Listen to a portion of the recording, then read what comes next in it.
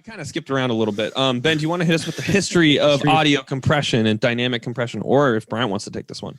Basically, what I know of the history of compression, at least what I think that I know. I don't know if this is correct, so you'll have to correct me if I'm wrong. Basically, it was created for a radio. It was originally created for like broadcast, because if they would reach a certain level, it would like basically do something. It bleeds into the other bands. Oh, okay. Like if you're because what is it? AM, right? It was dealing with like AM frequencies. Yeah, but if you're like AM like 87 or something, like 87.5, right. If you get too loud, it'll bleed into 87.6 and 87.4. So can I take a moment to explain that? Because like AM radio versus FM radio. So I read this on Reddit, and it is the best description of like how FM versus AM works. He's like, you are in one neighborhood and your friend's in the next neighborhood over, and you realize that you can send like a Morse code message by changing how loud you yell into the next neighborhood. So you go like that.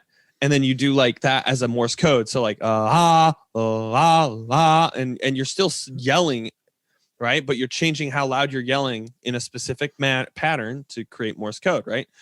And so your friend does really good, but the problem is he kind of loses you when you're not yelling super loud, and he doesn't know, he thinks that you're still yelling or whatever. So it creates problems with translating it over. So you realize that if you yell at a constant loud volume and you go and you're changing the pitch, it's a lot easier to understand and like understand the Morse code signal that's being sent.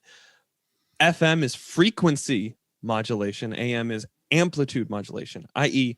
amplitude modulation is changing how loud and quiet you are. So compressors used in this instance help to like create consistent signals that can be transmitted over long distances, because now instead of having amplitudes or volume levels that are changing so drastically to jump into other bands, it's minimizing that, mitigating it, which still maintains the integrity of the signal. So you can still understand what's being said, but you're not going to bleed into other frequencies, which is like the whole point with AM.